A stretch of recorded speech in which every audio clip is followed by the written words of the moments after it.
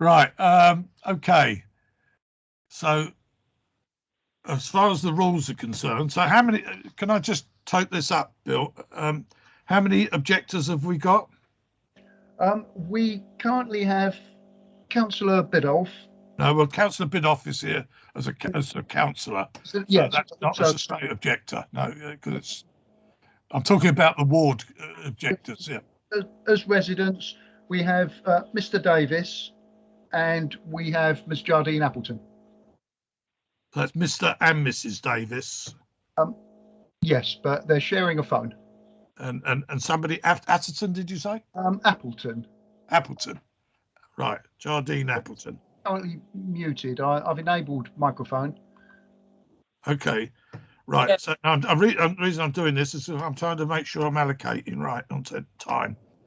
So we can have a total for the objectors of 15 minutes.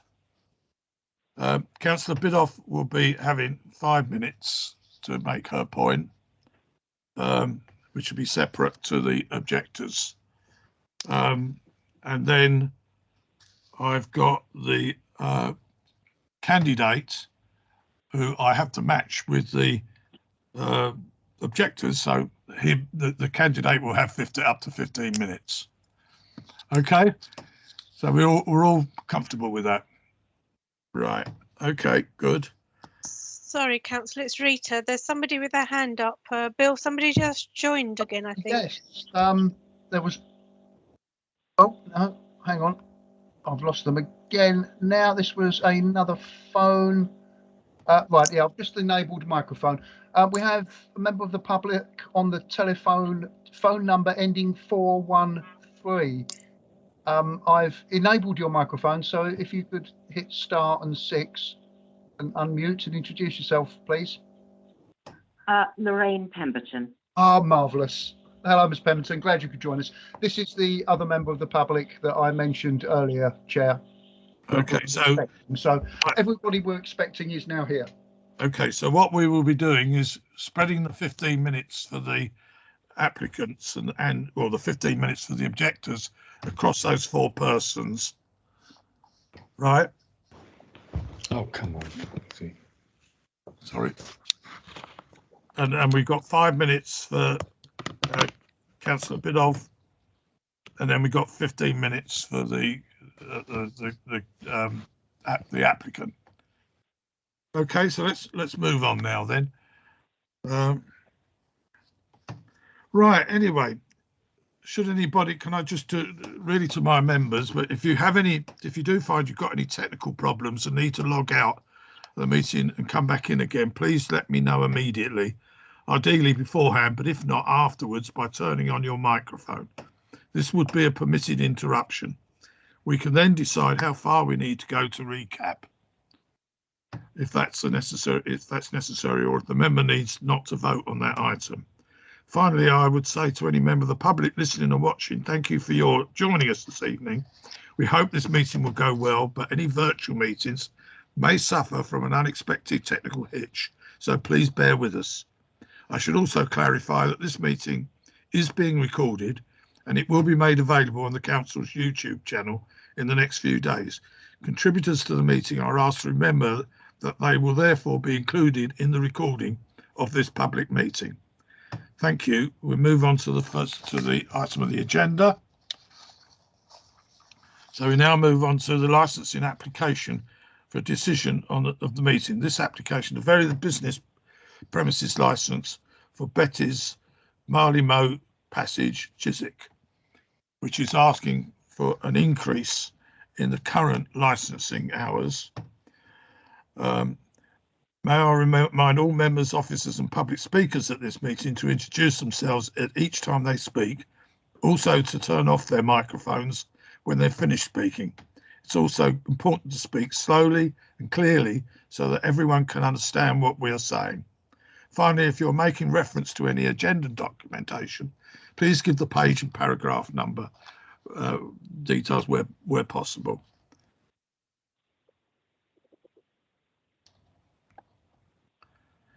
Right, I think we've already been through and introduced the speakers for the the objectors, and Mr. Novak for the is the applicant, and Joanna Bidoff is a local councillor.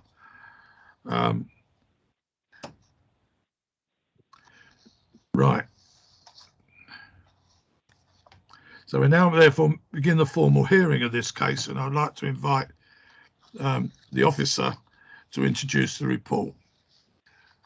So Rita, could you introduce the report, please? Thank you, Councillor.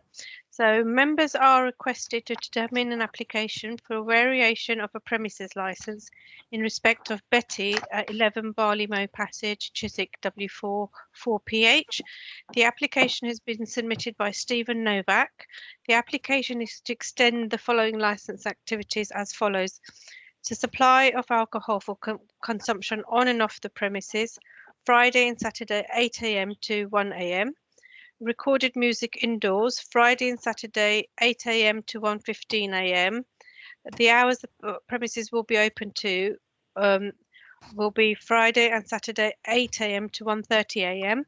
A copy of their existing licence is on page 19 of the pack. There are representations from members of the public and a councillor. The police did not put a representation in.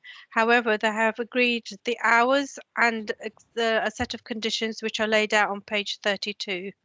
And that's it, unless anyone's got any questions. Right. Any questions from anyone of Rita? No. No? Okay. Thank you. Right, can I ask the applicant, Mr. Novak, do you agree with the circumstances described by the officer? This is an opportunity just to clarify that that's what you understand the circumstances, not to actually go into the detail. You'll get that opportunity. Yes. Yeah, you're okay with it? Yes. I saw a thumbs up, yeah.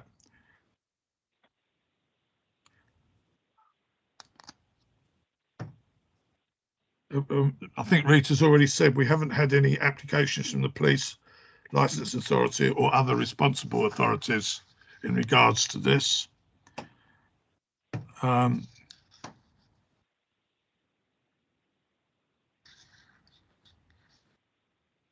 we've got no officers that have asked, so it's all right. I'm just going. So we now move for a submission to from the applicant, in which I'm asking them if they state their name and address and give their reasons for the application. May I also remind you that overall you have a total of 15 minutes. So I'm having to correct my notes to speak. So, Mr. Novak, over to you. Hello there. With just regards to one point you made there, the police have been in contact with me, and we've agreed a condition for dormant should the license be granted, if that's any relevance. Anyway, here we go. First, I think I'd like to state that this application is not just so that the business can make a little bit more money.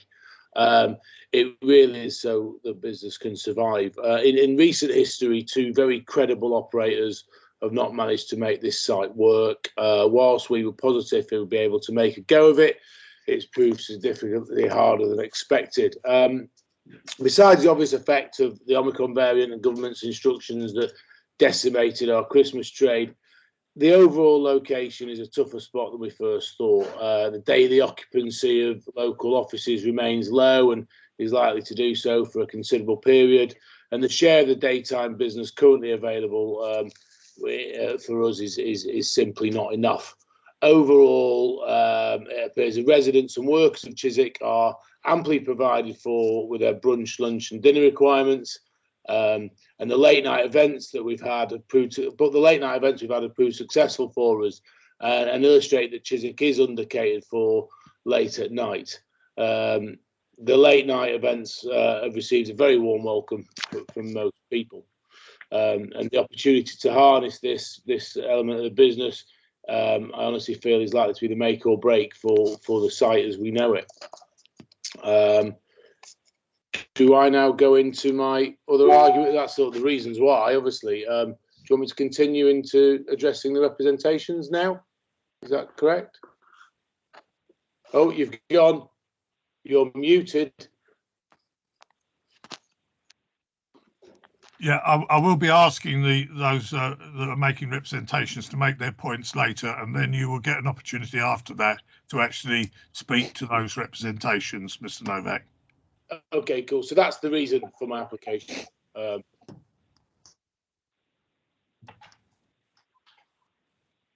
Get it on in a minute, yeah. So that's it then, Mr. Novak, yeah? Yes, yeah. Other than obviously my addressing the representations that I've. Yeah, no, I've got that. That's we will come. They will get the opportunity to make their representations, which obviously we need to ensure that they're made publicly, and that and then you'll be able to raise questions against those.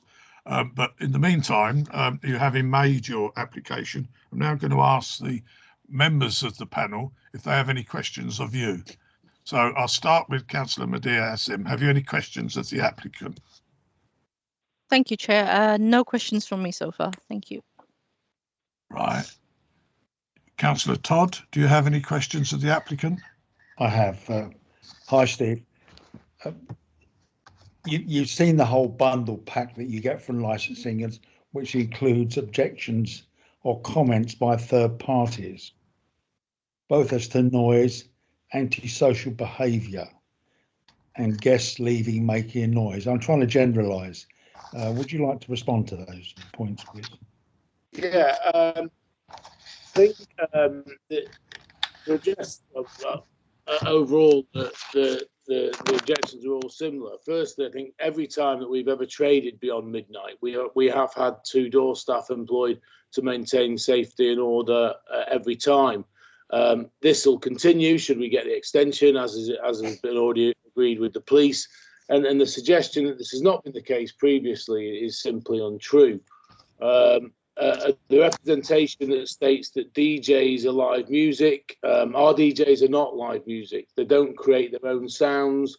They merely organise the order in which pre-recorded music is played, and as such are not considered live music for the purpose of licensing. There's also a suggestion that we've traded previously beyond the hours that we are licensed. This is simply not true. Every time we've traded, we've traded late into the evening. We've utilised temporary event notices to maximise the trade where available. I am only aware of the noise team being called once on the first Friday we operated in December, and not being aware by the council that this complaint was justified. Had I have been informed that the complaint was justified, I would have made efforts to find out who the complainant was and endeavoured to find a longer term solution for it. I think from my perspective, certainly Councillor Bidoff, Lorraine Pemberton, Margaret, and have my email address and contact details. Jardine from the public house opposite also I see regularly. None of them have approached me at all about these issues before this application went in. I can't, if these issues are real, they need to be solved irrespective of this licensing application, but nobody's come to me with this problem before now. And the issues of bins being dragged along the pavement, furniture being loudly, moved. It can all be solved, but it can't be solved, in Hounslow Town Hall or on a virtual meeting. There's been no effort to come and see me with these issues. So I would suggest that they're potentially, more theory than reality. Okay, tell me, when did you receive the papers from our licensing department? Oh, I've no idea. Well, a week, 2 weeks, 3 weeks? Yeah, 3 weeks ago, probably, I assume, yeah. And those papers included the details of the objections? Yes, yeah. Have you contacted the councillor who's mentioned? No, I haven't, no. Okay, so that's an opportunity you've missed. Can I come on? Yeah. Okay. Can I come on to the noise aspect? Yes. And will you help me? I haven't got a fixed view here, Steve. I just want to test the evidence to give you a chance to rebut it. That's the right expression, yeah. My recollection is that your premise, other people mention it, you have some very large windows in the front of your building Yes. that sometimes are open. I can't Okay. comment. Yes, So there where was. There, let me just finish. Yeah, where I'm coming to, Steve, if you don't mind me calling you Steve, is the emotive issue of noise. yes. Now, do you want to address us on that? Yes, well, there in the in our initial licensing hearing, possibly best part of a year ago now, it was agreed that we would close those windows at, I think it's 10 p.m. I can't quite recall, and we agreed to do that. And then it came to my attention. I believe it was Adam, or I can't remember somebody emailed me suggesting that this wasn't being done. Again, the moment we found out it wasn't being done, the manager wasn't aware of that commitment that we'd made. That was our fault. That was done, and then they were never closed any later than that. As soon as that issue was highlighted to us, it was dealt with, and the noise is contained. It's double glazed. The door is double glazed. The windows are double glazed, and from that day and that day forward, that issue was solved. I'm not suggesting for one moment that we won't, that this application will not result in the odd issue, but it's certain the issues cannot be solved unless I'm made aware of them. And with that issue, it was solved immediately as I was made aware of it. And that itself illustrates that the noise can be contained. Okay. Would you consider some sort of noise measurement equipment? Do you have that at all? Well, we can put a limiter on the amps, no problem at all.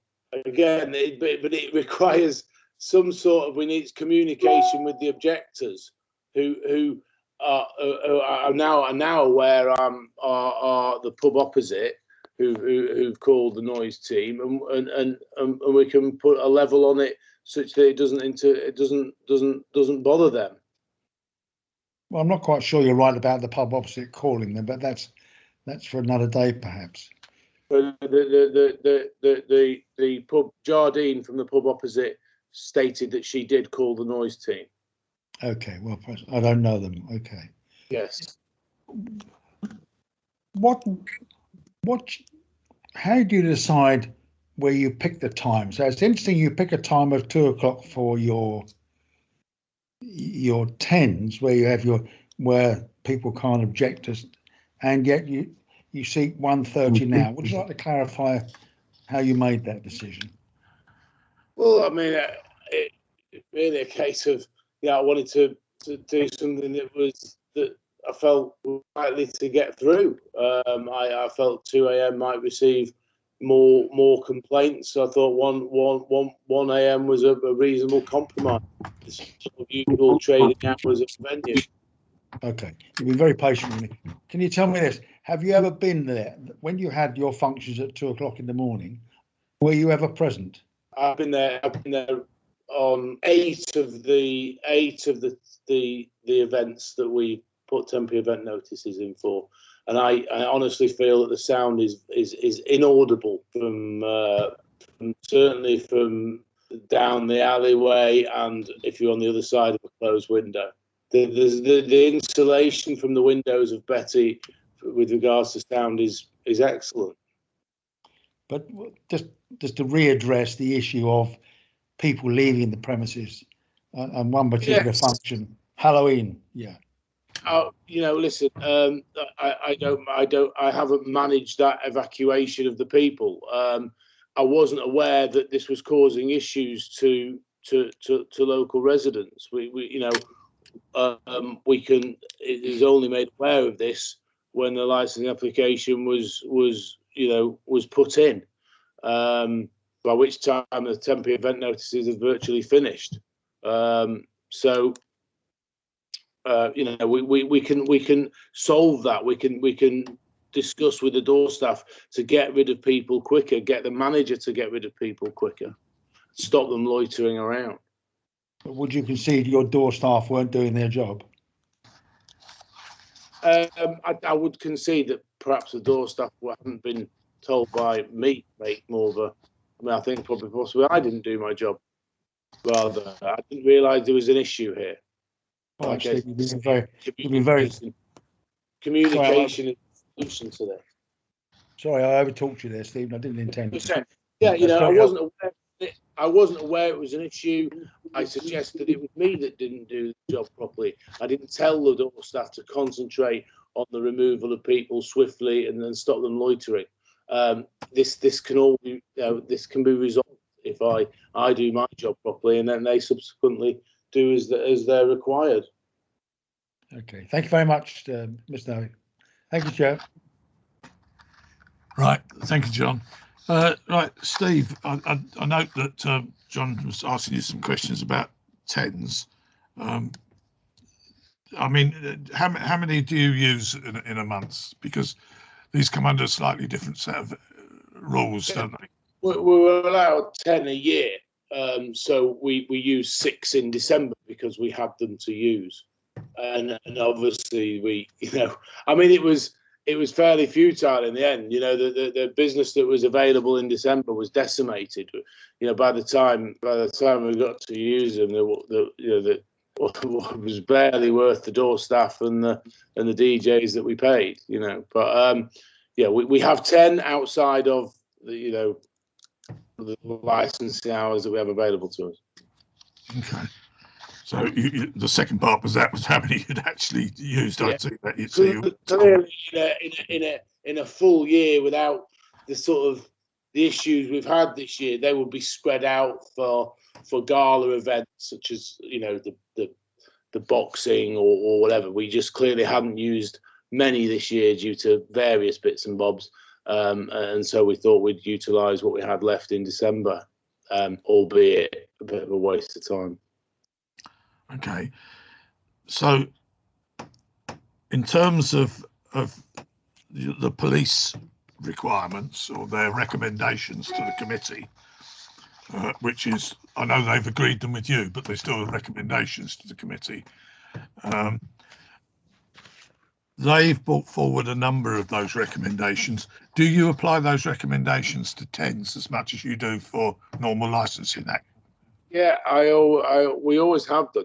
As much for our for the neighbours, but also for the safety of the staff. I wouldn't operate a venue beyond midnight without.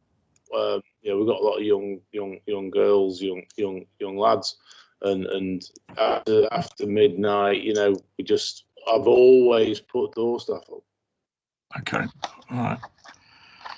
Okay, that's all questions from me. I'll go back to my colleagues. Councillor Madea, have you any questions any further questions you'd like to ask? Thanks, Chair. Steve, apart from the music inside the venue, is there any other entertainment going on which might contribute to the noise in the actual venue? No, just the amplified music. Yeah, I mean, Okay. we do live music at brunch time sometimes and sort of early evening, but we never do live music late at night. Okay, and that's not within the application either. Okay, and what's the maximum capacity your venue can hold in terms of attendees? Probably 200. Okay. Sorry, I didn't catch that. What was it, Steve? Probably 200. 200. We haven't been given a maximum capacity, but I think there's about 110 seats in there, so you could probably get 200 people in there. I don't, it's a long way from that being a consideration, I can assure you. Right. Okay. Thank you. Thank you, Chair. You're muted, Chair. I assume you must have been lip reading. I was. Yeah. Yeah, I've got one more question. Yes. Yeah. Okay, John. Yeah, go on. Yeah, Mr. Novak. Part of your application is to extend your off-license sales. I'm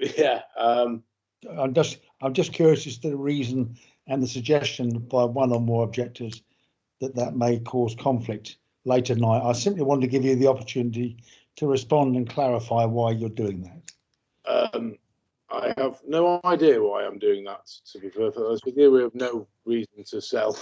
I think it's just a box that's ticked for no reason. We clearly wouldn't want to sell off-trade items to at 1 a.m. It would be pointless. So if that's a, you know, and it's neither would we want to, or is it ever really called for? So it could be taken out of the application. It's an oversight. You're happy with that if it's withdrawn, are you? Absolutely, yes. Okay, thank you, Chair. Thank you. Okay, John. Right. Okay, let's now move on. So can I ask any members of the right? Councillor Biddulph, did you have any questions of the applicant? Is it questions now, Chair? Thank you. Is it questions rather than I'm taking questions before you get? No, this is exception to your actual statements, etc. Yeah. No, I don't. I think it's all covered in what I'm going to say when I have my 5 minutes. Right. So. To be questions from the local residents for the applicant now, Chair. Yeah, my notes are a bit upside down. Oh. Yeah. Okay, yeah, we got the opportunity to ask questions of the applicants. So, ask the members. So it's now the residents. Do any residents have any questions of the applicant? Yeah, Adam Davis speaking. Just a few things regarding what was just touched on then, which sort of show my concern on raising the objection. Sort of little things that strike chords to me is not being aware of the number of guests in a business. Now, to me, running a license, I would know exactly how many guests I'm allowed in a business, simply for. Sorry, Chair, can I just interrupt? It's Keniz Ali. Chair, can you hear me? Yes, I can hear you. Yeah. If you could please direct Mr. Davis to focus on asking a question. This is his time to address the applicant with his question and not any comments or remarks. That should come later. Saying. So yeah, can we? This is a period where they're. Yeah, hang on a second. Okay, so my question would be, how many is the number of guests allowed into the site by licensing law, and what time do the windows actually have to be closed? Being the licensed premises holder, they should know what time they would be shut in the evening. There is no capacity written within my license on the number of people in the venue, but I would suggest that 200 people is a safe number, and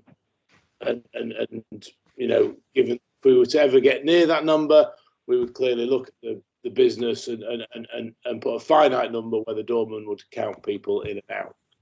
The timing of the windows at Betty, I believe they have to be closed at 10 o'clock. You know, again, it's a summer month issue. Yep, just 10 o'clock on your license. Yeah, that's been done since. It's written into the license. Yeah, and you know, I've 6 venues. I believe it to be 10 o'clock. Yes, it is. Yeah. Okay, Mr. David. Right. I've lost you. Is there any other questions from the residents? I have a question for Steve. As you said previously, your staff and general manager of the site weren't aware that the windows were to be closed at 10 o'clock. Are they aware that the capacity is 200 people? And moving forward, will they be aware of any conditions on your licence? As it seems, if there is a condition on your licence, why was the general manager not aware of that? Okay, so the question of is the question about capacity, or are we still on capacity? Okay, there is no making sure there is no volume of capacity that is on any license. The capacity is is a No, but it would be on a fire risk assessment. Generally, you have a fire risk assessment which states how many people you can safely have in a building. I don't know. So I'll find that out, and I'll pop over the road and tell you, Jardine. Now, with regards to yes, I mean it was an oversight, but like I say, as soon as the manager wasn't aware that those windows were to be shut at 10. The second that the complaint was made, the manager was told, and not a day after that were they closed after 10 o'clock. Well, between Adam and I, we went into your site more than once and asked them to close the windows at 10. It was only when I formally emailed your head office that it changed. Okay, well, I'm not sure if you were aware that we had complained before that email, but we had been over there more than once. I obviously wasn't aware, Jardine, but you could have just told me. I've seen you several times, but like I say, as soon as I was aware, the manager was aware, and the windows were shut. I don't really know what more. I don't that, and it's been the same ever since then. So, Can I just state that what we're looking at now is a current application for review, which does state in there under the police remarks that the windows will be closed at 10 o'clock, but that relates to the licence that will either be approved or not approved by this committee. So at the moment, it hasn't been approved. We're hearing it. So that licence application, that requirement is there under the police officer's recommendation that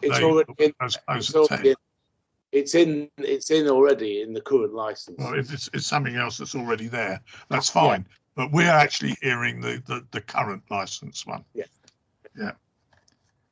Okay, and it is definitely there in the current licence application under the approvals required by the police or recommended by the police. Another question I had was in terms of you said about the door staff and people loitering outside. Once the business is closed, how do you propose getting rid of people out of the alleyway? Well, the door staff are paid beyond the time of the closing of the business, and now I know it to be an issue that the door staff will be tasked with moving them on and making sure that they don't loiter like the other venue. Okay. Any other questions from the objectors, the residents? We had, I think, Ms. Pemberton had her hand raised just now, Chair. Would you have a question, Ms. Pemberton? You're on mute at the moment.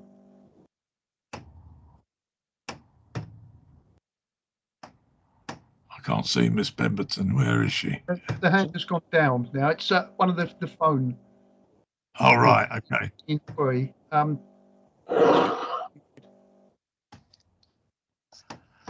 Miss Pemberton, can you hear us?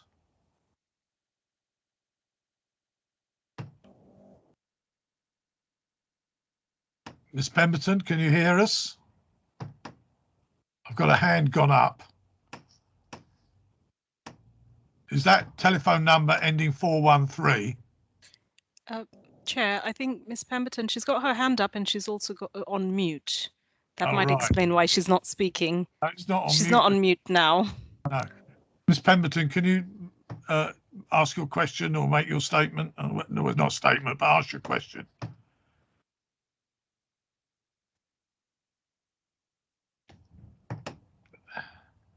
Miss Pemberton, if you are telephone number ending 413, you got your hand up and you're unmuted, so you should be able to ask your question.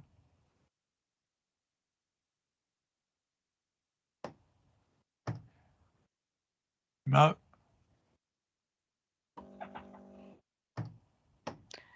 I think she's just left the meeting now, Chair. She's left the meeting now. Okay.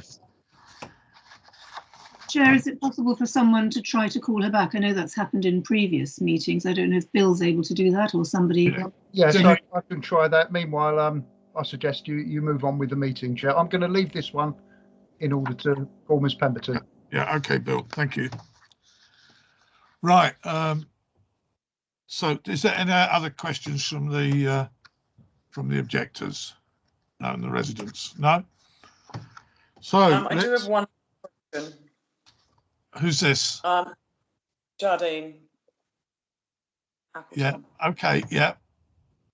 In regards to when the windows are closed, they are soundproofed. However, you do not have a designated smoking area. So when people come in or out and the double doors open, it is like a wall of noise.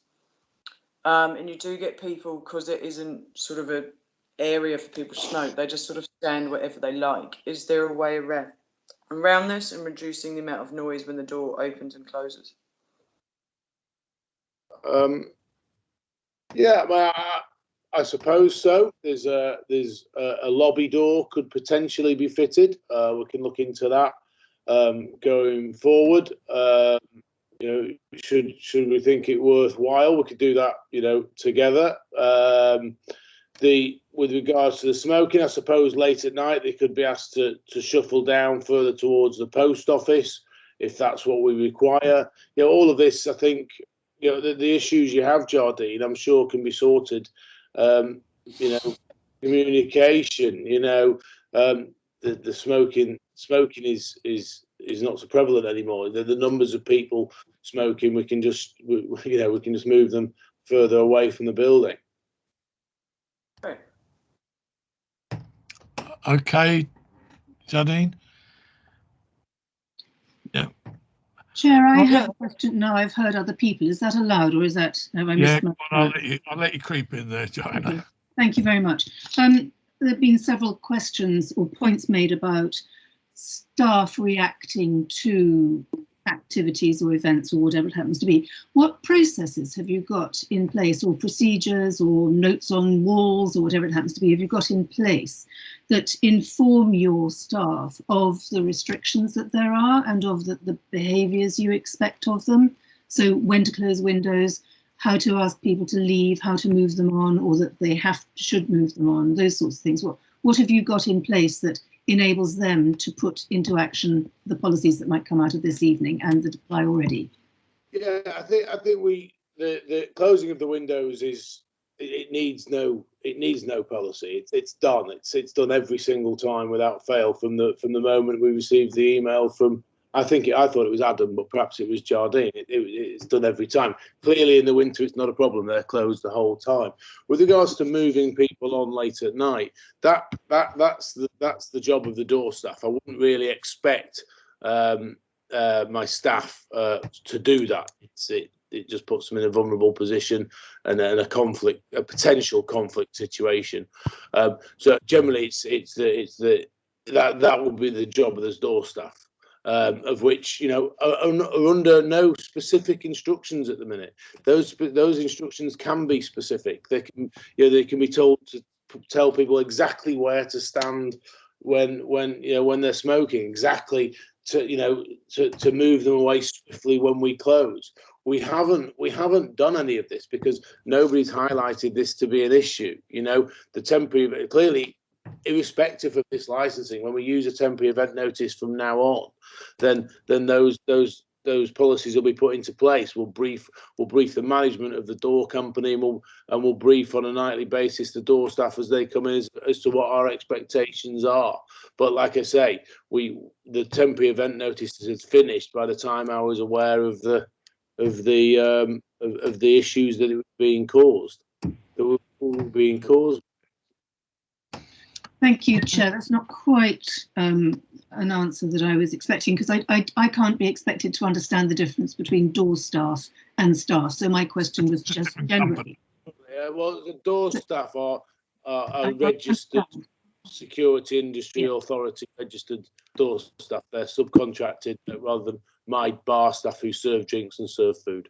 Okay, in which case the question is, what can you do to require your door staff to behave in a particular way and to ask residents to move on? You need to brief them, I presume. Yes. I don't know what the briefings you do. So that was my point, is what can be done with whoever is responsible. I did just say that we could we can brief their management, we can brief them on a daily basis of what the expectation is as soon as they come in at 8 or 9 o'clock. That, that's no problem. Again, that will be done irrespective of the outcome of this hearing. But I wasn't aware these issues were prevalent because none of the objectors had come to me and said this was an issue. And by the time I was aware of these issues, the temporary event notices for December had all finished. Allowing for that, they have now been raised in comments in this application. So it's one of the things that it's worth looking ahead to and thinking, how can I mitigate? Yeah. Yes. Yeah. Okay, right. Hi. Hello, can you hear me? Yeah, who am I talking to? Oh, it's Lorraine Pemberton. I've had problems sort of getting unmuted. Okay, Lorraine, yeah, come on. You were trying to ask a question. Can you ask it now? Yeah, yes. Do I speak to you or can I address it to Steve? Well, it is to Steve. You're asking questions of in relation to his presentation. Okay. On the night that you held the live boxing, televised boxing, were you aware that customers were loitering around outside until 2:45 a.m. making a noise? No, Lorraine, I wasn't. I was only made. I've only just been made aware of that in your objection to this licensing application. Had you, it's about communication. Had you have emailed me, you have my email, giving me these concerns on the date of that, which was probably 3-4 months ago. I could address it, but I can't do it. I can't solve a problem I don't know exists. Fair enough. I accept what you're saying, but as a responsible businessman and licensee, surely your role is to be proactive, not reactive. And clearly, your staff were aware that there were quite a large number of people outside in Barley Mow Passage for a considerable amount of time after the premises had closed. I can't speak for the staff. I'm sure they weren't completely ignorant of the fact that people were there. But I think the key is here whether the staff knew that could be a nuisance to other people, and perhaps they certainly weren't aware that would have been a nuisance, or some action would have been taken. We need to work out where to send these people, whether it's up the alleyway in front, probably not, because I suggest that's where you live, or we move people towards the post office. But again, without it being known as a nuisance, I'm not sure how proactive I can be. I can't anticipate a problem I clearly can anticipate problems, but I like I say, if we were made aware of these situations, communication can solve all these problems that we have. Could I ask a question, please, if that's okay? It's Adam Davis. Yeah, go on, Mr. Davis. Just wondering, when the noise enforcement are called, Steve, are you not made aware of that from the council afterwards? Because, I don't have your contact details. I've spoken to the general managers in the past before and people in there, and I've called noise complaints. So when I'm sort of being told that I haven't highlighted it, I find it quite insulting, really, that I have been highlighting it, and you're telling me you haven't been aware of it. So, for instance, you said you never hear the complaint on the 4th. I have a reference to that, POLA 23975C, and I say noise complaint for that evening. To me, if the councillor wrote back to me, I'd assume they would have made you aware. So I think, I just wanted to know if you was. I'm aware that they attended on that event and that time. That's the only time I know that they attended. That was the 3rd you was aware of. You said you was aware on the 3rd, but not the 4th as well. So that was 2 nights in a row they came out. So on Friday, I believe Miss Appleton called them. And then nothing was done regarding that. And then myself had to call them then on the 4th. And once again, they had to come out and tell them to turn the noise down. I have it all in the letter. The councillor very kindly wrote back to me. But I was just wondering if that was the case, if Daddy complained, I complained, do you not get them letters at all? No, okay, well, that's I'm trying to answer you, but essentially all certainly with I was just Wandsworth. finishing my question, that's all. So certainly with Wandsworth, I'm only notified should the complaint be justified. I don't know whether Hounslow works the same system, but so I can only assume that they've deemed the complaint not justified. I don't know. Steve, But I've received no formal letter of noise team attendance ever at Betty. So I'm not sure. With them writing to me, telling me that they were asking you to turn the noise down to an acceptable level, is a sort of inclination that it was too loud, and that's why they're writing to me and have gone out of their way for that. So I can forward over the letters, give you the reference numbers. That's not an issue, my end. Yeah, Can I just say, this is Councillor Foot, we have not received any objection from the noise abatement team about this application. Well, I also objected to the boxing night fiasco, and reference was POLA 233. That doesn't mean anything to me. All I'm saying is that we automatically notified the police, the health and safety organisation, and the noise abatements group. They are people that need to know about this, and we've received no comments from them. Only the police made their statement, and that was to reiterate the conditions that they'd already appointed to this premises. Well, yeah, I received a letter from the environmental team about this particular incident. So I'm surprised that Mr. Novak wasn't made aware. Yeah, but we're trying to deal with what we've got in front of us, and we're told that they had no reason to make any comment. Oh well, I'm sorry, but that's, I can only react. Otherwise, I'm a ping pong ball. Keep batting around about stuff that I can't confirm or deny. Right. Okay, if I can sort of finish asking Steve my questions. Steve, you say the windows are double glazed, but I genuinely don't think that's adequate, do you? Because even with windows closed, you can hear the music outside. Well, I mean, yes, I do think it's adequate. The noise team has not notified me of justified complaint about the noise. I've been down there myself. I can't see how anyone can hear the music from certainly where you live, and my staff and my senior management within the organisation feel the same. I mean, we can't make the windows any thicker. I don't think the music is that intrusive. Clearly, when the windows are open, there's no question, and perhaps there's an issue when the door opens and shuts that maybe, like I say, we can look into solving with a lobby door. Steve, finally, my last question to you. When you initially applied for a license for Betty, it was for a bar and restaurant, yes? Yes, and that's what it is. Right. It rather seems that you're seeking to turn this into some sort of nightclub, particularly with the horribly extended hours you're seeking to get. As a resident in the same place since 1974, I've seen the various incarnations of Sam's, which was very successful, and he sold, I believe, due to ill health. Foxlows couldn't make it work. Now, I understand you're a business that wants to make this work in tough trading times, and I get that. But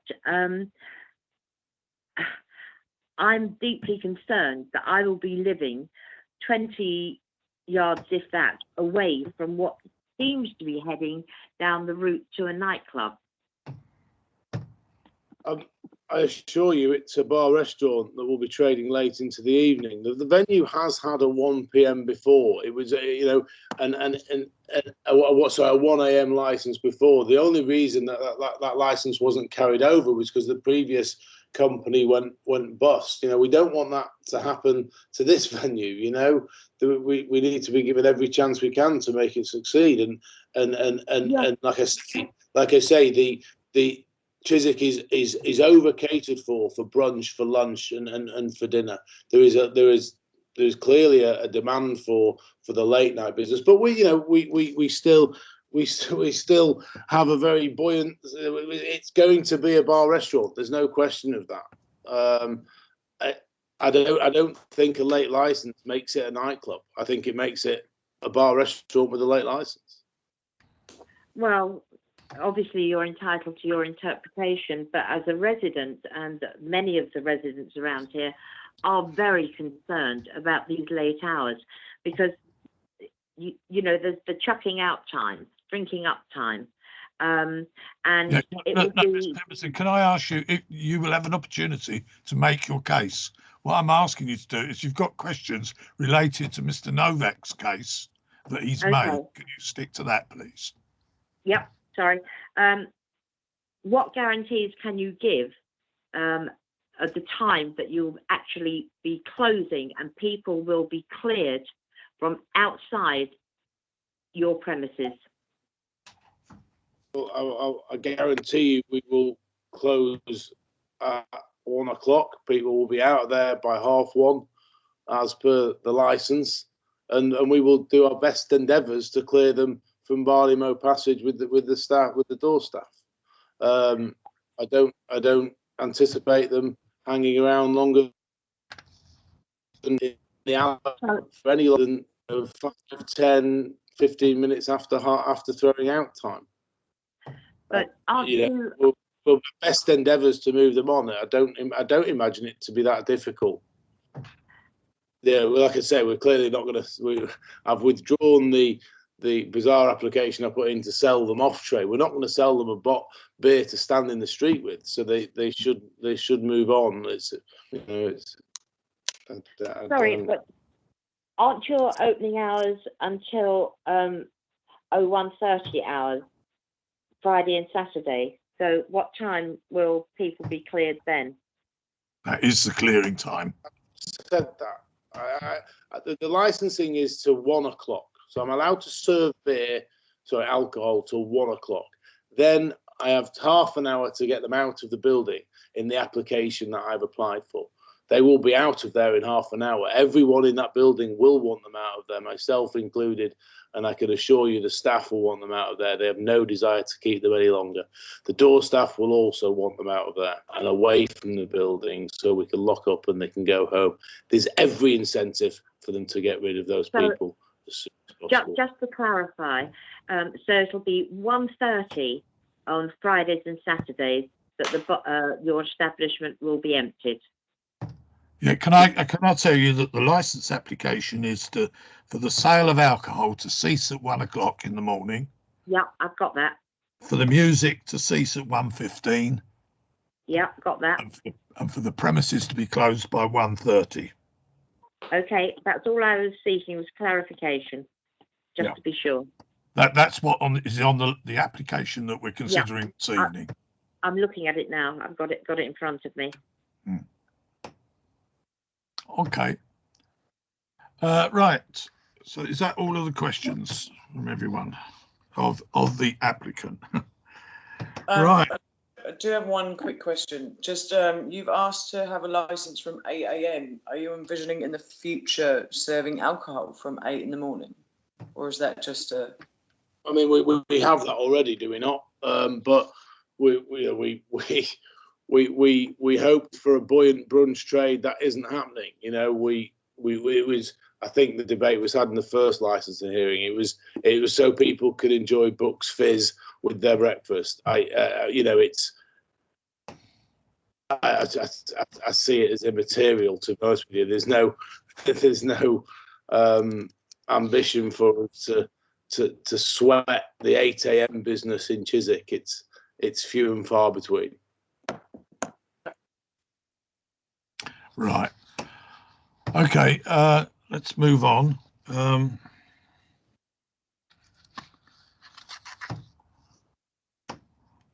Right.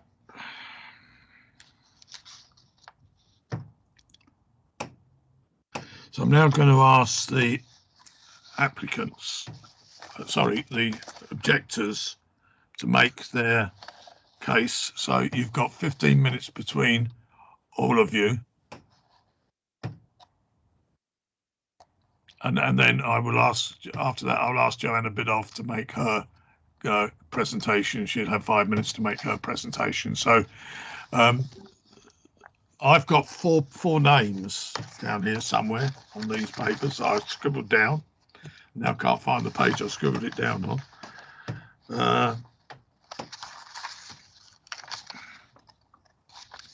Right. So anyway, we've got those that are objecting. Are you ready to make a presentation? May I ask a favour? If I could make my objection first, because I do have to go out. Who's me? Lorraine. It's Lorraine Pemberton. Yeah. Okay. Right. Well, I assume that's okay with the rest of them. I'm not going to control what order you're going to come in. That's up to yourselves. Yeah. Do you agree that Lorraine could go first? I'm not getting any response from anybody. Yeah, that's fine with me. Okay. Yeah. Go on then. Go ahead, and we'll take it from there. But there's a total of 15 minutes. So when that comes up, my legal advisor will be banging her gavel on the table to let you all know. Yeah. Sorry, Chair, it's Kenise. Sorry, Lorraine, if I could just explain, I'm the legal advisor. It seems that there's 3 persons or 3 objectors who will be speaking, and the Chair has allocated 15 minutes between you. So if you want to, you could split the 15 minutes in equal shares just for the sake of maintaining some order. It's just for the purposes of guidance. Of course, if you finish earlier, then we move on to the next person straight after. Is that okay? Yes, that's fine with me. Great. I won't Thank be you. long. Okay. Right, Chair and Steve, my concern is that the noise is going to be a major issue. I'm not satisfied with the your comments about, well, you didn't know. As I said, when you're running a licensed establishment, I've lived 10 feet away from the LAM for decades, and since Mitchells and Butler took it over, there hasn't been a single problem. You've been in occupation, Betty's has been there since last August, and there have been several incidents. And you saying that your staff aren't telling you if there are any incidents, why aren't they? It comes down to poor management, in my estimation. I know that some of your people, your customers, go and loiter at the gates of Devonhurst Place when they come out. There is also loiter in Bleak House Lane, and the noise is unacceptable. I'm not sure why you want such a late license. I'd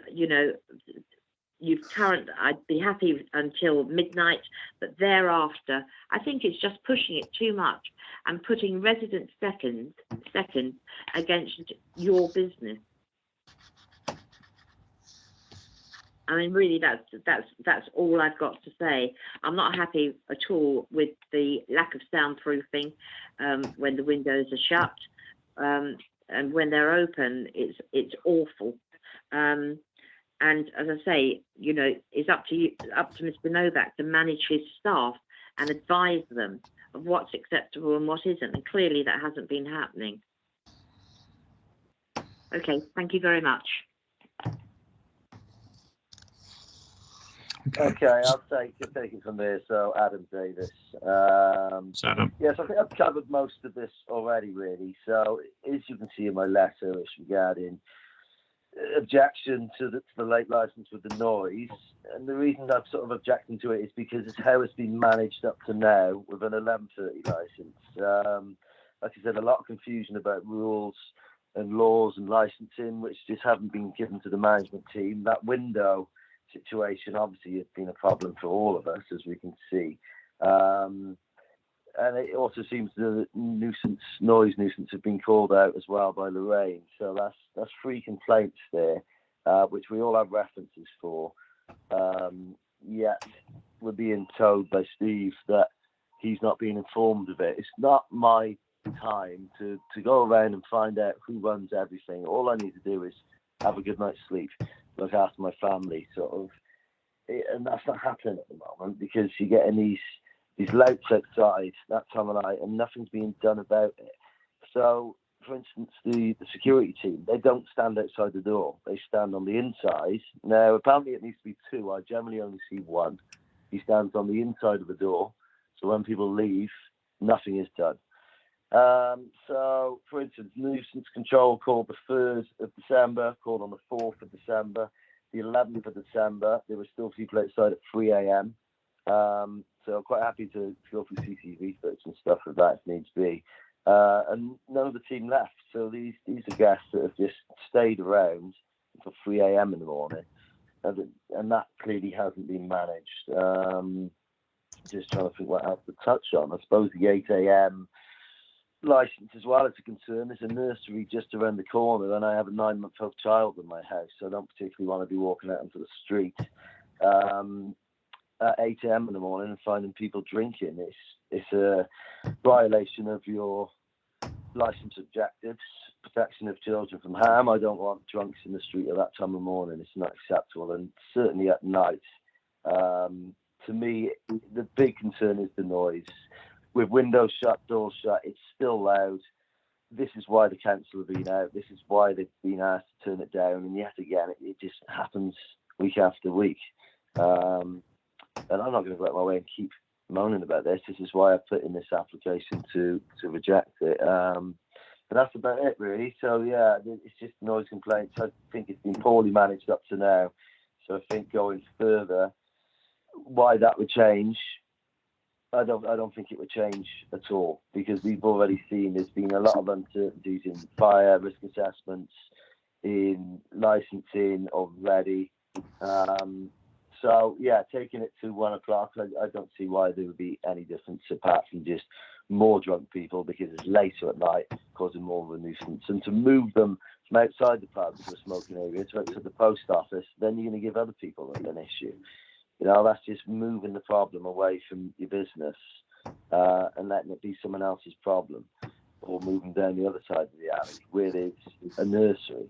I believe things have been stolen from the nursery, probably drunks leaving down the alleyway at that time of night. It's in my opinion, just not an acceptable time for a business to open in this area with the surroundings. Thank you. Right. Anybody else from the objectors wishing to speak? I just wanted to touch on what Adam said with the door staff. They don't stand outside and they do nothing to get people to act in a appropriate manner. And a lot of the times, when the staff do leave at night time, they walk through the people that have come out of there, and no one does anything to move them along. And the security finishes at the same time as the staff. So I obviously live in the Barley Mow Passage. I also run a business in it. And my staff have to leave and walk through those that are coming out of Betty's. So I have a concern about their safety as well.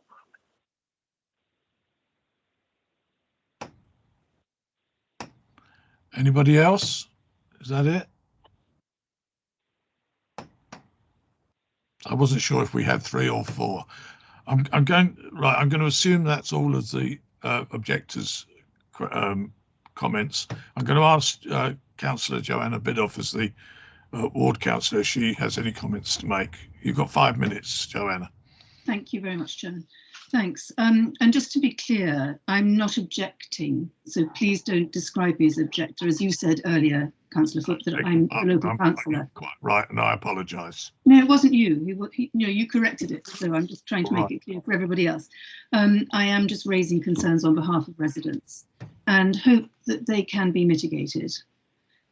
I have a couple of points. I wouldn't raise issues unless they had been raised with me, so I'm not patrolling the streets looking for things that I can pick up on. I've got plenty to do without that. So, Steve, please understand here that I'm not a villain in this. And your comment about us not having been in touch, we have exchanged emails, including one about a rogue sign that appeared outside your building, if you might remember, and that you were glad that I raised it with you. So I don't consider that there isn't any relationship here, or that there's only a bad one. So those, and the other thing I would like to acknowledge is that I know trading conditions are extremely difficult at the moment. All traders are facing it, and it is a very tough time to be trying to make a success, particularly as concessions are now ending. The issue about brunch, I'm completely sympathetic about. We used to have 31,000 people coming into Chiswick to work every day, and clearly that's much less. And in addition to that, people who are working from home, who you might hope might go out for lunch, are actually going to their fridge.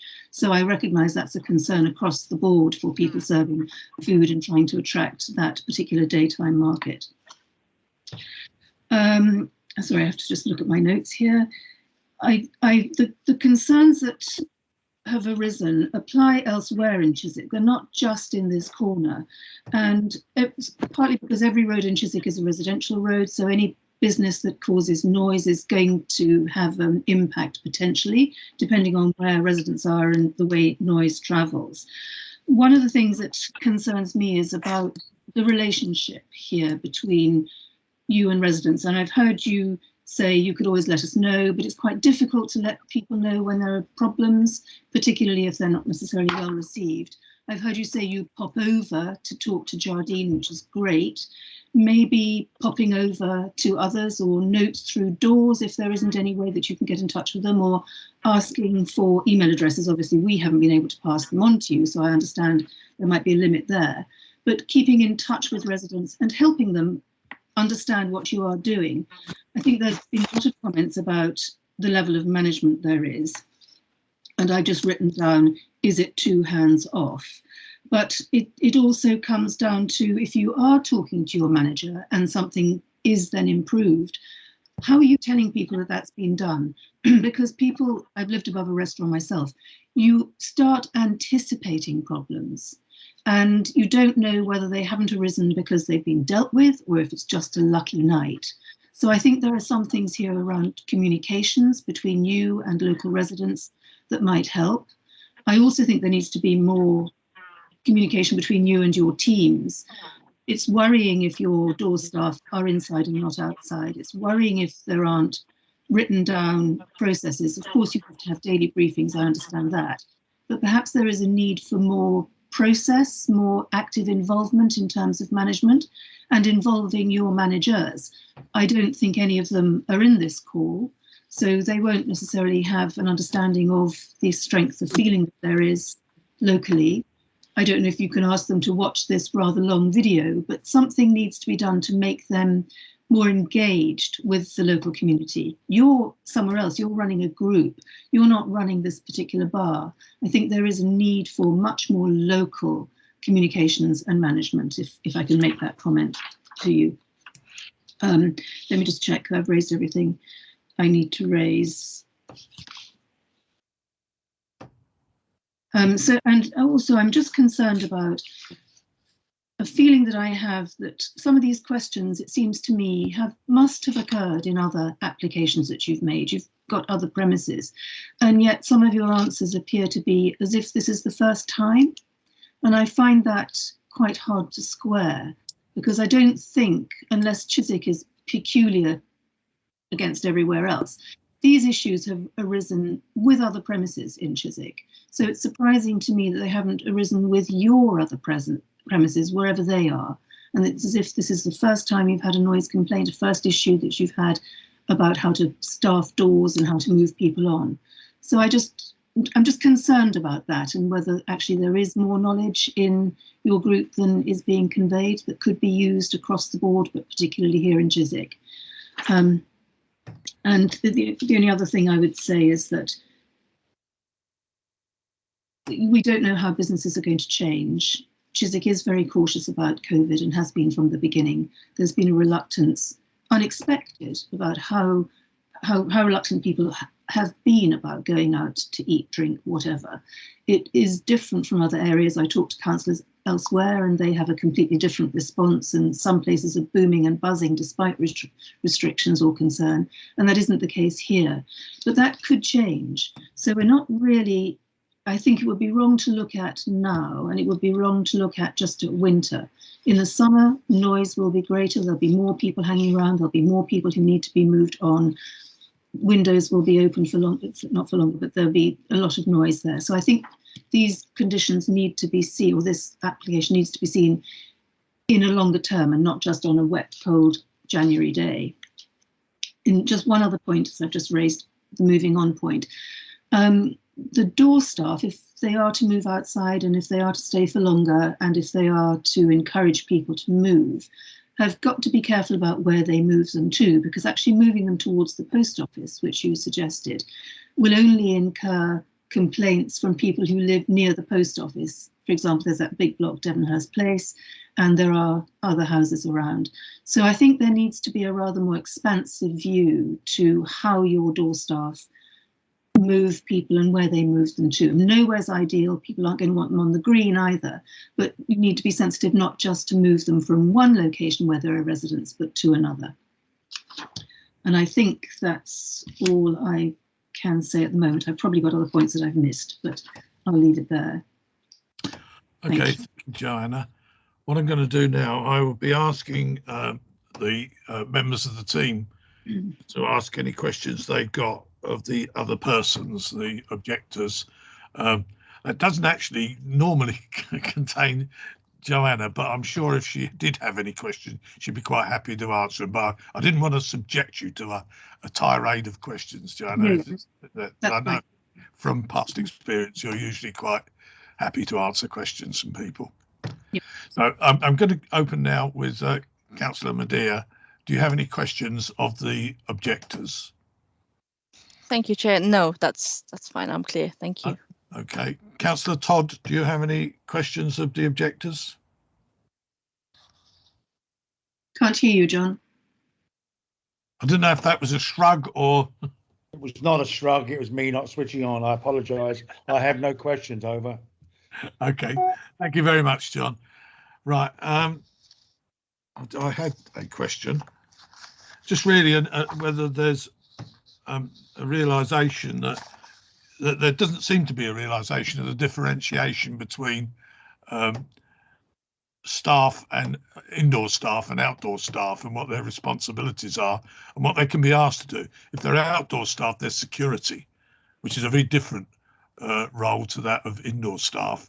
And I don't think anybody would want untrained people from inside going outside. So, but I think that it's quite important that if you've employed somebody to be, to go there as security, then that should be happening. But it's hard to say. I don't know how we can pose this as a question of the objectors, but I don't know if they're seeing that and understanding that, and if they are understanding it, how they would like to do it. Now, the second question I've got is really picking up on one that both Joanna and myself share in these things, is that there is an awful lot that can be done between participation between the owners of the business and the residents surrounding a business, and our recommendation and often seen results is that where that happens, these sort of problems that are coming up here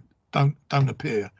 And I mean, we would recommend that certainly a regular meeting between the managers of the premises and the local residents with an agenda where you can talk through things, iron things out, and come out would be quite useful. Now, I don't know, do the residents feel that they could participate in something like that and they think that that would be useful? Do you know, I think even if we had really good communication with each other, at the end of the day, you're not going to get people intoxicated leaving at 1:30 in the morning silent. And I could have a really good relationship with Steve. He's not going to be able to stop how these people leave the building. So it's always going to be an issue. It's always going to be a noise issue, regardless of what they do inside. If they start turning the music down finally, it's still going to have that issue afterwards. So, you know, I'm aware that we could probably turn that music down inside and won't be able to hear that from the windows. But for people intoxicated at 1:30 in the morning to be in a residential area, even the door staff won't be able to control that. And we got a capacity of, we don't know how many, so we could have who knows how many people on the street. So like I said, regardless of the relationship with Steve and the rest of the residents, that's not something which will ever be controlled unless well, there's no way that can be, unfortunately. Can I- So that's my concern with the late license on Yeah. that. Can I say that one of the things that perhaps you've skipped over, the fact of making a 1 a.m. stop of serving alcohol, 1:15 stop serving music, 1:30 gone, is a means to try and spread the dispersion of people. That's a definite council Yeah, policy. I'm a license holder, and I'm perfectly aware of how that works. So, having known that, I know that people do stay about. But still, let's just say 30% left at 1 o'clock, 30% left at then, and 40 at half one. At the end of the day, there's still going to be then a flurry of people leaving, which we can't control it. So we can't make those people be quiet, and it is late. We can't pretend that isn't a late time of night. 1 o'clock is an unacceptable time to be having people out there. 12 o'clock is an unacceptable time. We're not in a city centre here where there's no residents. This is people who have families, people who sort of live in the area, respectable homes and work, and you could stagger it from 12 o'clock to 2 o'clock. You're not going to be able to stop that noise at the front. Like I said, we can work together and make sure that music inside isn't as loud, if it has been, hence all the complaints that have gone in. But the outdoors, personally, the way I see it, there's no way we can control that, regardless of a relationship or the staggering. 1 o'clock, 1:15, 1:30. If people are out at that time of night, they're out for a reason, and the last thing they're going to want to do is leave, chipper at 1 o'clock. They will remain there until they're asked to leave.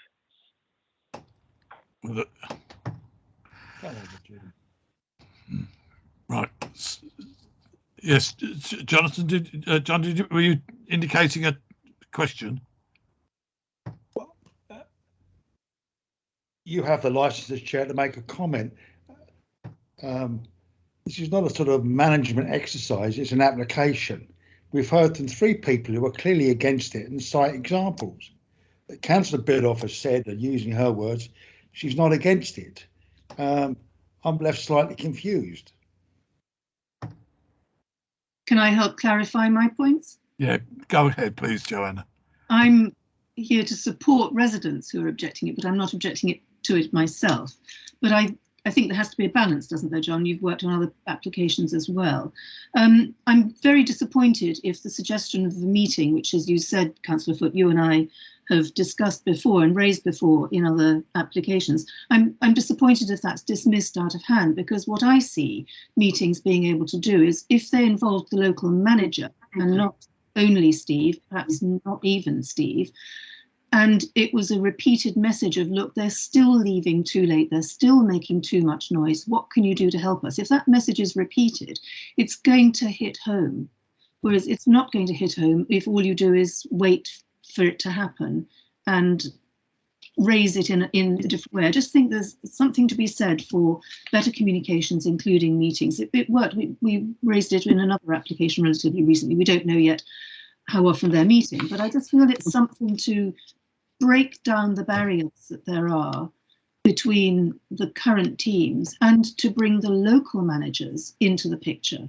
Because it's one thing bringing Steve as owner in, but if he's not there every night, it needs to be the people who are there every night. And the other thing is, just for my clarification, there's a list of conditions which the police have commented on. Is that the list that would apply in this case? And if so, I do think the residents should have a comment on them.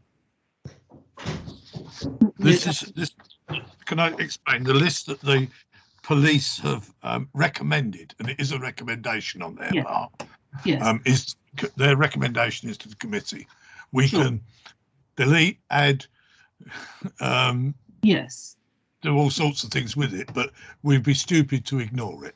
Yes, sure. That was my comment anyway. Yes. So we would certainly see them as there. Sometimes we find that maybe there's some room for a stronger item to be included. Sometimes we think something may not be quite relevant, but yes, generally we accept the recommendations that are being made by the police officers. Sure. I just wanted to say that some of them, it seemed to me, were reasonably helpful towards residents. Yeah. What I meant, but it might be that some more need to be added, and that's what you'll be discussing. Yeah. In your next stage. Yes. Okay, so I just wanted to raise that point again. It's about local management and involvement in the community, and I think there is potentially something to be gained from it, and I think there's no complaining that can be done if it's not tried. Okay. That's my point.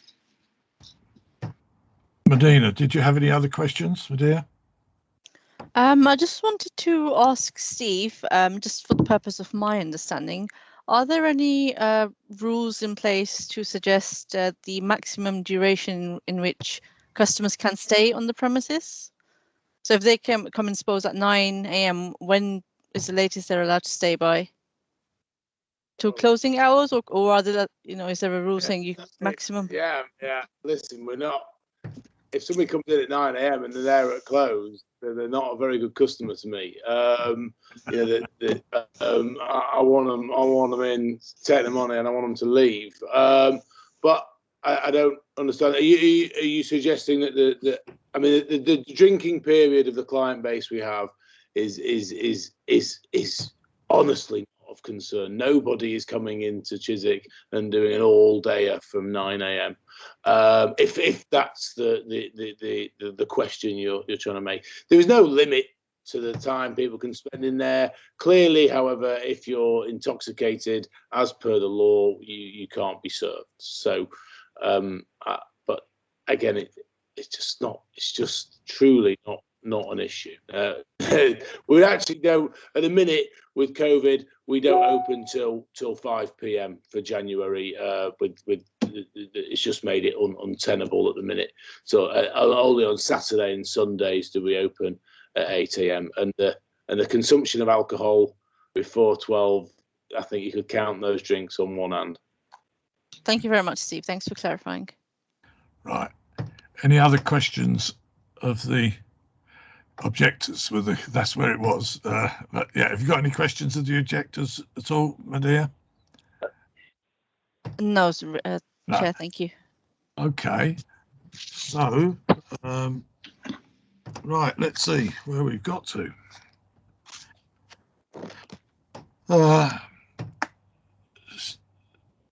Steve, I don't have I got round to you. I don't know. Well, look, I mean, do you have any questions, Steve, of the objectors? I don't have any questions for the objectors. I think I'm not sure whether I had my 15 minutes. Well, you didn't take the 15 minutes, but in fact, you will have the opportunity to sum up shortly. Yeah. You'll be the last person. You will be the last person to speak. So your first voice will be the last one they hear. Oh, that's good. That's good. But yeah, I'll get to that shortly. Right. So we move on now to final comments.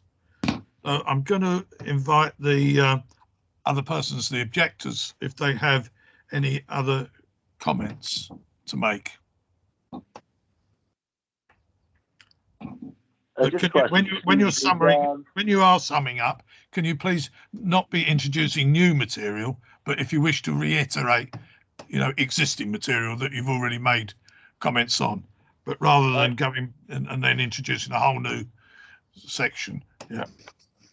Well, it was new actually, but I just wanted to know from Steve if sports will still be on that license for late nights. I'm sorry, can you say that again? I was just asking Steve if he is still planning to show sporting events. Yeah. Are you talking about tier 10 licenses? Many sporting events that are screened beyond 11 p.m. So, of course, I show all the sport that we can. Including the DJ, also sporting events. Just because that question was brought up earlier, and it was said just the DJ, not live music. So, I was just wondering if sport was included on that as well. It's not a licensable activity, but I can. We would show we show sport, yes, on the TV. Yeah. Oh, thank you. Yeah, I mean, in itself, it's not a licensing activity. Obviously, if licensing activities are being carried out at the same time and during the time, and that's an excuse for keeping it. But the times, as far as the license is concerned, is as requested here, you know, which is finishing at 1:30 closure, 1 o'clock ceasing the sale of alcohol, then that's a fact. But if it's something, I don't know, Steve, are these sporting events anytime being supported by a TENS license, or are they within the normal licensing hours? I mean, we only show domestic boxing. Boxing is the only event that goes beyond. So you're not been showing we have never and will never show a Vegas 4 a.m. kickoff. If the boxing is the only event where you've got a 4 a.m. worth watching, and is tradable in my experience as a publican. I don't think it's tradable these days, particularly not in a place like Chiswick or in sort of in central. You probably get away with it in Haymarket, but that's about it really. It's not tradable, and the police would just generally object to boxing at 4 a.m. anyway. So it's not worth the paper, you know, it's not worth the effort. And you just get obviously there has at 4 a.m. Yeah, at 4 a.m. for the boxing, you just get how should we say? Yeah, the crowd that have been elsewhere. Yeah, there we go. I've said it. Yeah. Okay. Any other points on summing up to the objectors? Joanna, I'll throw you a line there if you wish. If you wish to sum up on your comments, then I'll be quite happy. Okay, thank you. Might not always be able to offer this at meetings, but thank you. You've disappeared. I don't know where you've gone, but you're no longer in view, just in case you didn't know. No, I've obviously clicked my camera. Okay. Still here. Thanks very much. Just 3 quick points. One is that I think actions and processes need to be put in place to mitigate. It's clear what the problems are, I think, from today, and where there is a need for better management, including from the local team. And to involve local management and your security team, your door staff, I don't know if they're the regular or sporadic people, peripatetic, in discussions with neighbours as well. So there is a really local feeling for what's going on, rather than one that's left with you back at head office. And to advise residents that they keep logs of incidents. And I mean, there is a log that the council provides. It's something that I use quite often with residents, and it's proving to be useful because it does then provide facts rather than I was disturbed on X, and it all becomes a bit grey. And pass them on, and let's have an agreement about who they get passed on. Do they get passed on to you, or only enforcement, both you and enforcement, you and the local manager?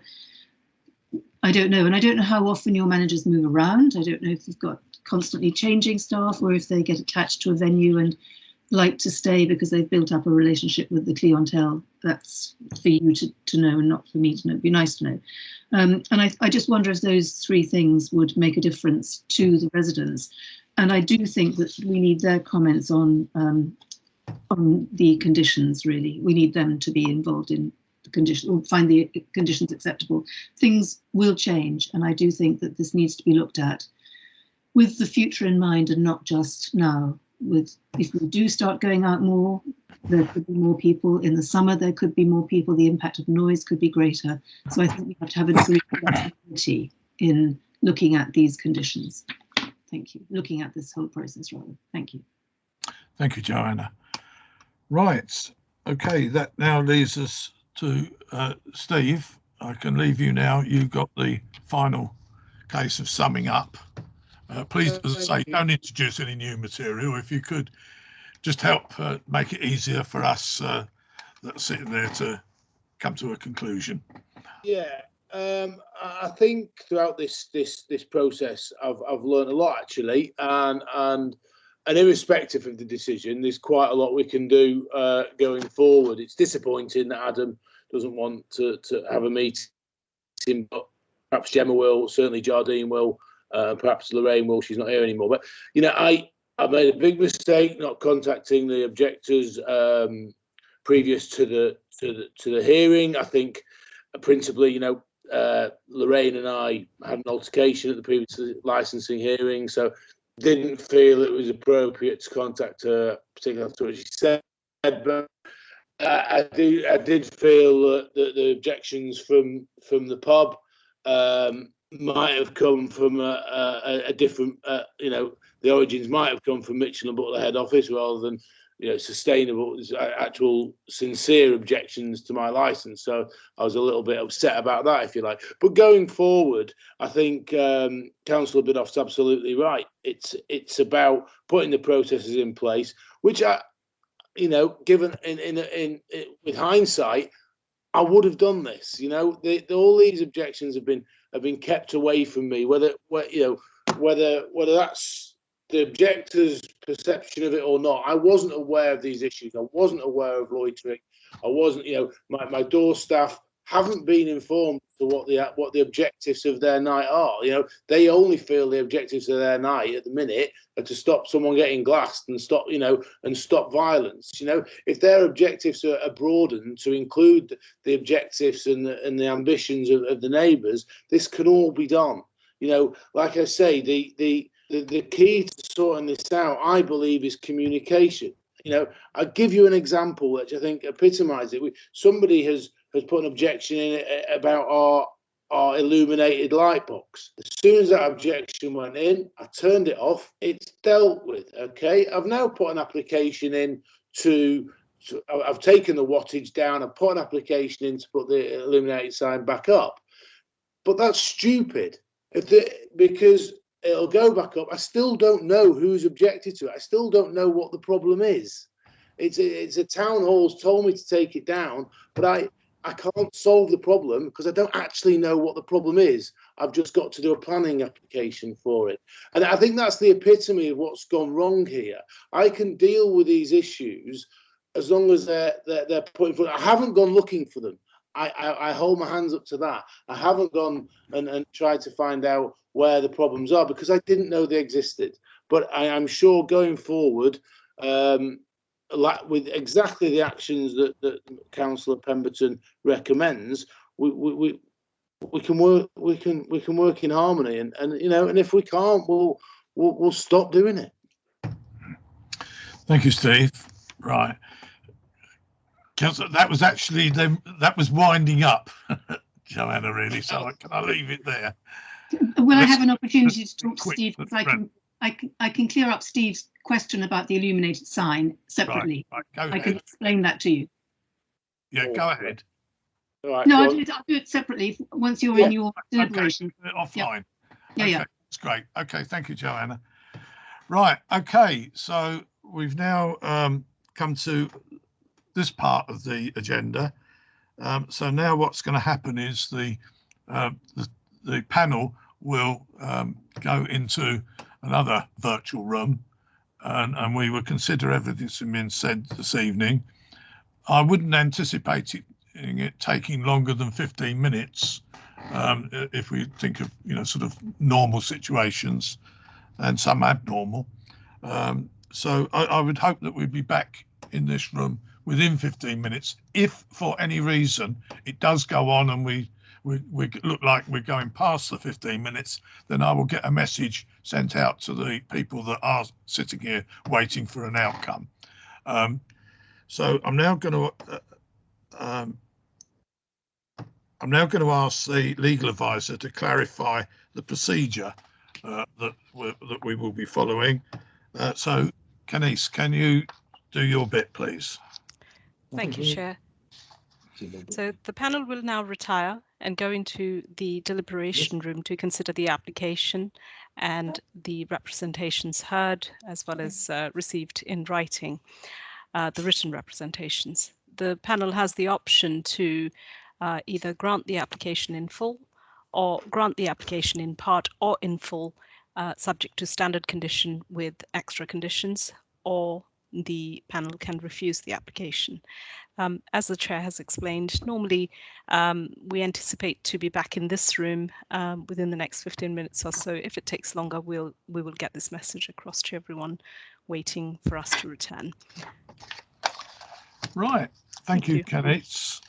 So we will now depart to our other room. My colleagues, we're all ready.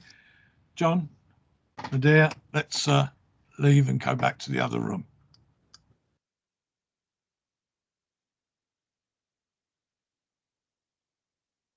Just me and you, Councillor Bidoff. Let's chat. Me and you, and we're still being recorded. So me and you and the rest of the world. I think for listening in, so keep it safe. Yeah. Yes. Just so you know the context, you're in a conservation area, and in that conservation area, there is a rule that signage cannot be lit from within. So it's because I think is it the short stubby sign with Betty's on the side, a little sort of rectangular sign? Is that the one? Yeah. So that's lit from within. You can have lit signs, but they must be lit from the outside. So you'll see shop fronts that have lights above their facades, fascias, but not lights within their fascias, unless they're deemed to be unobtrusive. I suspect there is some kind of unobtrusive aspect to it, but the general rule is no illuminated from within signs in the conservation area. Okay. So do you know where my planning application is at the minute? Sorry? I put a planning application in though, because I wasn't aware it was a conservation thing.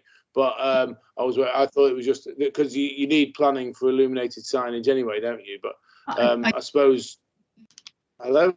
Yes. So I'm not actually involved in your particular sign. That's just the generality. And I'm sorry if the information you got didn't tell you about the illumination from within point. No, it just said it was an illuminated sign. It's contravention of planning, which it was because it's an illuminated sign. Yes. And I obviously assumed that it was affecting somebody because I think it looks quite aesthetic. I think it fits in. So there was the only issue being it must affect somebody.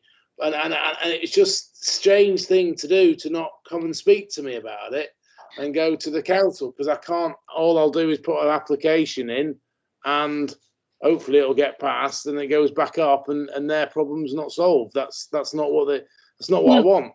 Well, the application has to be accurate though and has to meet the regulations. So I think you need to talk to the planning officer who's looking at it and say, is it the illuminated from within point? And then consider if it is, whether you can find some other way of having a lit sign, but it needs to be lit from outside. And all I can say is that there are, as far as I'm aware, there are several businesses who have opened recently in conservation areas, and we've got several in Turnham Green ward. Yours is a different one from, the Worsley Road one, and so on, that have put up illuminated signs without permission. And it may just be that that's somebody's done a walk through and noticed them all. Yeah. Who knows? That's my point. I think the planning officer did say that it was objected to by somebody. So whether that was objection from a planning officer, I don't know. But I got the impression, he wouldn't tell me who, but I got the impression it was a member of the public. But like I say, whoever. And the word objection may be rather a loose one because it might just be raised as an issue. And it's seen as an objection if it breaches. But anyway, have a look at so there are some conservation guidelines for the Turnham Green Ward conservation area, Turnham Green conservation area, which is the one I think you're in. And it will tell you there the various restrictions that there are. Yeah. All right, well, I'll chase up the planning officer. Yeah, the planning officer should be able to send it to you. But there is, if you Google Hounslow conservation areas, it does bring up a list of all of the areas in the borough. You can click on Turnham Green and check by the map that that's the one you're in. Right. I'm pretty sure it is. So that's my understanding about illuminated signs anyway, and I hope that's helpful. Thanks very much. Cool. I'm just going to visit the toilet. I'll see you in a bit. Yeah.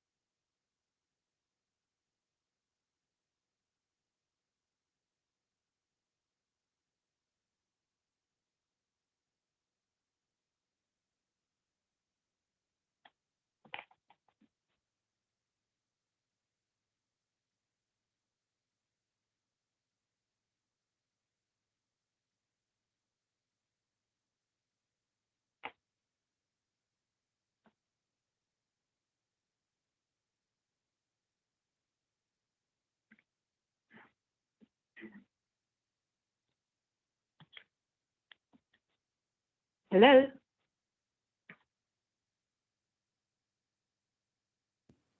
Hi, it's all being recorded, Lorraine, so Okay. it's still on record. Okay. They Who said else? they said Who they else? hoped to be back within 15 minutes, and that was about 10 minutes ago, I think. Okay. All right. Well, I'll just sit here and hold. Yeah. You've both got dogs you can stroke. I haven't got a dog. Oh, Ahmed the chair? No, I had to leave because both Fifi and Barney were crossing their paws. I thought the meeting started at 3. Obviously, misread the Yes. email from Bill. Yeah. And I'd arranged everything early. And it was only because you contacted me that I knew that the meeting had started. Okay. But I need everything's okay now. I Get need on to with your email. I need to go on mute and get on with this task. Okay. Okay. All right. Thank you. Bye.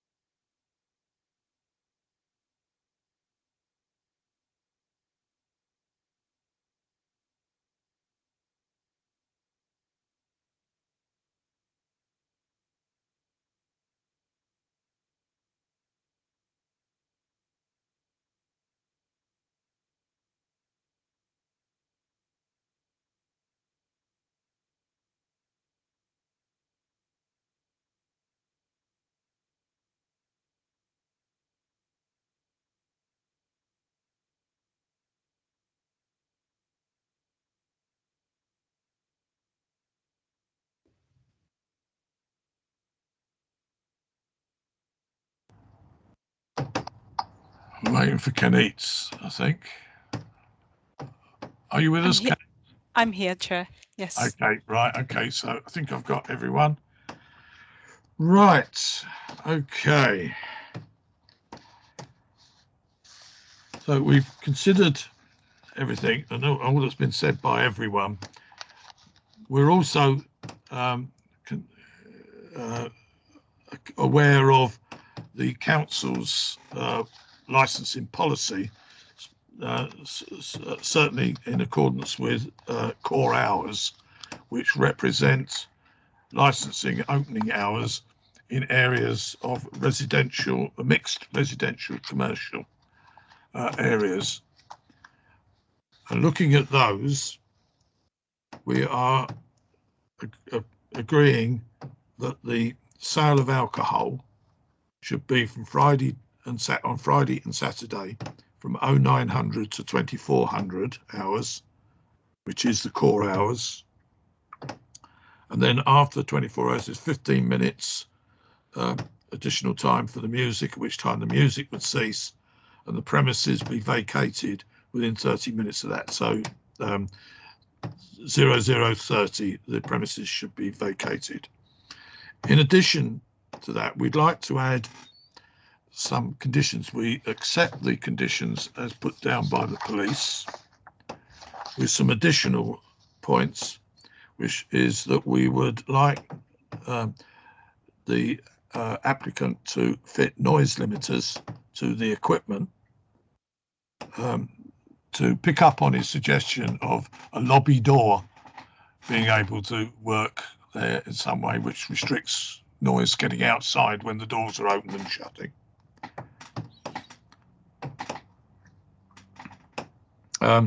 We'd also like to see some signage and briefings to the doorman and to staff about what we'd expect of them in their role, and that obviously is different for doorman than it is to staff. We don't want, I quite agree with you, Steve, that we don't want staff trying to do enforcement activities which they're not trained to do. That would be a very dangerous thing to do. So that covers what we've said. What I can then say is that the written decisions will be delivered to you within 5 working days. That starts as of tomorrow. Anyone aggrieved by the decisions can appeal to the local magistrates court within a period of 21 days. So if you don't agree with what we've said one way or the other, then you can appeal to the magistrates court to make an amendment to that. That's the completion of our business. May I thank everybody for attending, and hopefully we can now move on and carry on, and everybody is relatively happy, but we'll see. Anyway, thank you very much for your attendance. All right. Thanks very much, everybody, for taking part. Thank you. Thank you, councillors. Thank you, councillors. Thank you, councillors. Thank you. Thanks.